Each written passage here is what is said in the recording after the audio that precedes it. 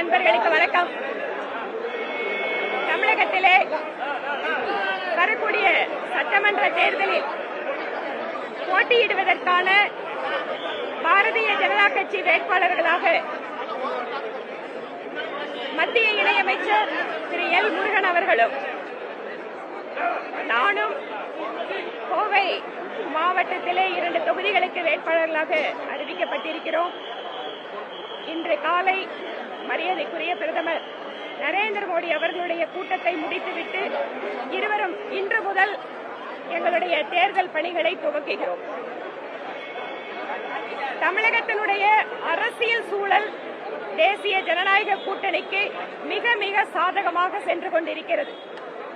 ஒவ்வொரு நாளும் நாடகங்களை அரங்கேற்றிக் கொண்டிருக்கக்கூடிய திராவிட மாடல் அரசு மக்கள் முன்பாக தங்களுடைய தோல்வி பயத்தால் ஒவ்வொரு நாளும் நாடகத்தை நடத்தி கொண்டிருக்கிறார்கள். பெண்களுடைய பாதுகாப்பு, சட்டம் ஒழுங்கு, போதைப் பொருட்களுடைய பயன்பாடு, தமிழகத்தினுடைய இளைஞர்களுக்கான சரியான வழிகாட்டுதல் இல்லாமை, நம்முடைய பகுதியிலே குறிப்பாக கொங்கு மண்டலத்திலே சிறு குறு தொழில் நிறுவனங்களுக்கு இவர்களால் உயர்த்தப்பட்ட மின்சார கட்டணம் மற்றும் சொத்து வரி தொடர்பான பிரச்சனைகள் என்று ஒவ்வொரு தரப்பு மக்களும் இந்த அரசாங்கம் எப்போது செல்லும், எப்போது வீட்டுக்கு அனுப்புவோம் என்று காத்துக் கொண்டிருக்கிறார்கள். தேசிய ஜனநாயக கூட்டணிக்கு வெற்றி வாய்ப்பு பிரகாசமாக இருக்கிறது. எங்களுடைய கூட்டணியை பற்றி பேசினார்கள். இப்போது இந்திய அலையன்ஸ்ல இருக்கக்கூடிய கூட்டணி ஒவ்வொரு கட்சிகளும் அவர்களுக்குள்ளாக இருக்கின்ற அதிருப்திகளும் இப்போது வெளிச்சத்திற்கு வந்து கொண்டிருக்கிறது. எங்களுடைய பிரச்சாரம், எங்களுடைய தேசிய தலைவர், மத்திய அமைச்சர்கள் மற்றும் பல்வேறு மட்டத்தில் இருக்கக்கூடிய அத்தனை தலைவர்களாலும் ஒவ்வொரு இடங்களிலேயும் அதற்கென்று கூட்டங்கள், பிரச்சாரம் மேற்கொள்ளப்பட இருக்கிறது. இது தொடர்பாக கட்சி அறிவிப்புகளை வெளியிடும் என நாங்களும் பார்த்துட்டு இருக்கோம். பாஜகவுடைய வேட்பாளர் பட்டியல் இந்த தூரம் தாமதமாக நம்மளுக்கு நம்ம இந்த பகுதியிலே நீலகிரி நாடாளுமன்ற தொகுதியில் 24 நின்றதற்கு பின்பாக இந்த பகுதி மக்களுக்கு சிறப்பாக உழைத்துக் கொண்டிருக்கக்கூடிய மத்திய இணையமைச்சர் திரு எல் முருகன் அவர்கள் சட்டமன்ற தொகுதிக்கு வேட்பாளராக அவனாசிக்கு அறிவிக்கப்பட்டிருக்கிறார். இந்த பகுதி என்பது பாரதிய ஜனதா கட்சிக்கு மிகுந்த முக்கியத்துவம் கொடுக்கக்கூடிய பகுதி மட்டுமல்ல, மக்களுடைய ஆதரவும் நிறைய இருக்கக்கூடிய பகுதி. அதனால் இங்கு போட்டியிடுகின்ற அத்தனை தேசிய ஜனநாயக கூட்டணி வேட்பாளர்களும் கடந்த முறையை போலவே 10க்கு 10 போன முறை எடுத்தோம். இந்த முறை அவனாசியும் சேர்த்து கோயம்புத்தூர் மாவட்டத்தில் 11க்கு 11 வெற்றி பெற போகிறோம்.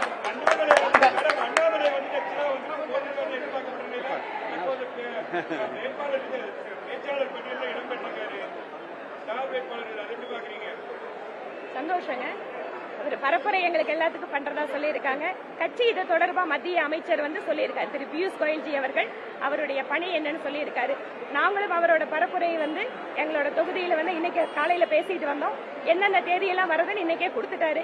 நாளைக்கு மாலை கோவை வடக்குக்கு வராரு.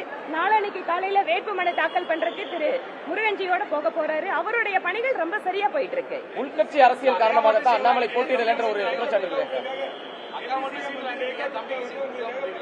என்னங்க இது, சீட்டு கொடுக்கிற இடத்துல முதல்ல நாங்க இல்ல. அதனால இந்த மாதிரி தவறான கருத்துக்களை தயவு செஞ்சு பரப்பாதீங்க. அவரே தெளிவா சொல்லியிருக்காரு, நான் தேர்தலில் போட்டியிட விரும்பலன்னு அவரே சொன்னதுக்கு அப்புறம் திரும்ப திரும்ப திரும்ப உட்கட்சி பிரச்சனை, அக்கா தம்பி, அண்ணன் தம்பி, ஒண்ணுமே பாக்கி கிடையாது. அதாவது இன்றைக்கு ஊடகங்களை நாங்க பாக்குறோம். இன்றைக்கு தேர்தல் பிரச்சாரம் சென்று கொண்டிருக்கக்கூடிய தலைவர்கள், அவருடைய பேச்சுக்கள் தமிழகத்தினுடைய மக்கள் பிரச்சனைகளை பேசாம எங்கெங்கெல்லாம் வாய்ப்பு கிடைக்குமோ அங்கெல்லாம் இந்த மாதிரி கருத்துக்களை உருவாக்குவது அப்படிங்கறத நாங்க எடுத்துக்க விரும்பல. ஏனென்றால் உண்மையான பிரச்சனை நீங்க பேசுனீங்கன்னா நாங்க பதில் சொல்ல தயாரா இருக்கோம்.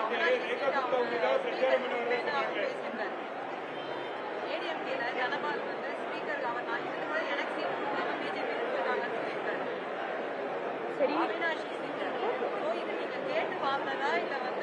ஏங்க கூட்டணி பேச்சுவார்த்தையில எந்தெந்த தொகுதி அப்படிங்கறது கட்சியினுடைய மேல்மட்ட தலைமை முடிவெடுக்குது. அதுல இருக்கிற ஒவ்வொரு டீடைல் நீங்க இந்த லிஸ்ட் கொடுத்தீங்களா, நீங்க இந்த லிஸ்ட் கொடுத்தீங்களா, நீங்க இதை பேசுனீங்களா, அது எப்படிங்க அது எப்படி வரும்? அது எப்படி நீங்க எதிர்பார்க்கறீங்க? எல்லா கூட்டணி நீங்க போய் திமுக கிட்ட உங்களோட இதை நீங்க அவங்க கேட்டாங்க நீங்க குடுக்கலன்னு கேட்பீங்களா? ஒவ்வொரு கேளுங்க, நாங்க சொல்றோம், ஒவ்வொரு அந்தந்த தலைமை முடிவு செய்கிறது. இதுக்கு மேல எங்களுக்கு ஒன்றும் தெரியாது. இப்ப மத்திய அமைச்சராக இருக்கக்கூடிய நீங்க இப்ப மாநில அரசியலுக்கு உள்ளவர்களுக்கான காரணம்? அன்பார்ந்த சகோதரர்களே, இன்றைக்கு மாண்புமிகு பாரத பிரதமர் மரியாதைக்குரிய திரு நரேந்திர மோடிஜி அவர்களிடத்தில் நாங்கள் ஆசி பெற்றுவிட்டு நம்மளுடைய சகோதரி கோவை வடக்கு தொகுதியில், அதேபோல் நான் இங்கே எங்களுடைய மாநில தலைவர் அவர்கள், அதுபோல் 27 வேட்பாளர்களும் இன்றைக்கு பல பேர் நாமினேஷன் ஃபைல் பண்ணியிருக்காங்க. நாங்களும் 6ஆம் தேதி நானும் சகோதரியும் ஃபைல் பண்ண இருக்கிறோம். சகோதரர்களே, எங்களுடைய கூட்டணியினுடைய ஒரே நோக்கம் திராவிட முன்னேற்ற கழகத்தை ஆட்சியிலிருந்து அகற்ற வேண்டும் என்பதுதான். திராவிட முன்னேற்ற கழக ஆட்சியினால கடந்த 5 ஆண்டுகள் மக்கள் எந்த அளவுக்கு வேதனையில் இருக்கிறாங்க என்று ஒவ்வொரு சாதாரண மக்களுக்கும் இன்றைக்கு தெரிந்து கொண்டிருக்கிறது. குடும்ப ஆட்சி, திமுகவினுடைய குடும்பம், கலைஞர் அவர்கள், ஸ்டாலின் அவர்கள், உதயநிதி அவர்கள், இப்ப இன்பநிதி, இப்படி ஒரே குடும்பம் தான் தமிழ்நாட்டு ஆட்சி அமைக்கணுமா? இதெல்லாம் நாம வெளியில திமுகவை அனுப்ப வேண்டும்.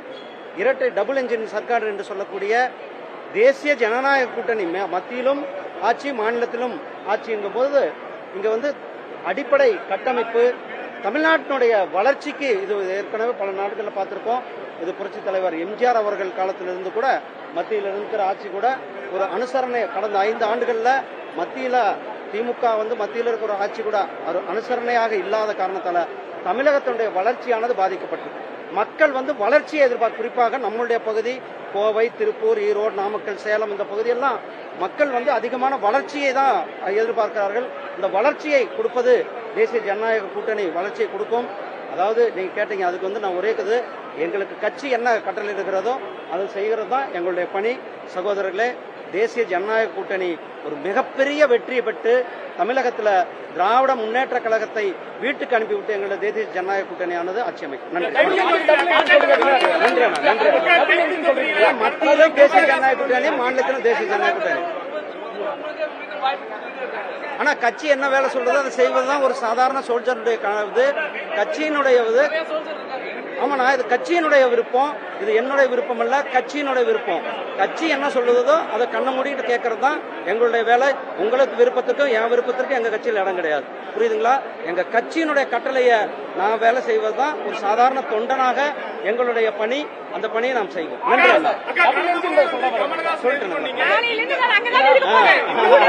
நன்றி.